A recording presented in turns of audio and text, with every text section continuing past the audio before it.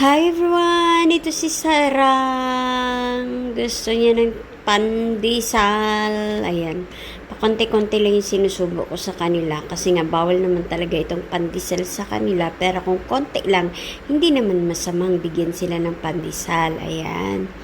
Guys, kakatapos lang nila kumain, pero ito nga, walang kabusugan tong mga 4BB na to. Ayan si Sarang, ayan, maduling-duling pa yan sa pag, niya, kanya. Ito rin si Otto, tingnan nyo, lumalaki yung mata. Sa sobrang sarap ng pandesal, lumalaki yung mata. Ayan siya guys, gustong-gusto niya. Ito naman si QQ, aamuyin niya muna. Oh, ayaw niya. Ayan, kay Uto na lang napunta. Ayan si Uto, laki ng mata guys. So, Sarang, malaki yung mata. Magkapatid din sila guys. Si Sarang at saka si Uto, magkapatid. Tapos, ayan si QQ. Si QQ, yan yung mama nila. Ayan, di ba? Ayan si Uto guys, oh, tingnan yung mata. Laki-laki ng mata ni Uto. Ayan. Parang hindi pinapakain ng ng isang linggo na. Ayan, gutom na gutom sila guys, pero kakakain lang yan. Ayan, si Sarang. Gusto mo yung pandesal?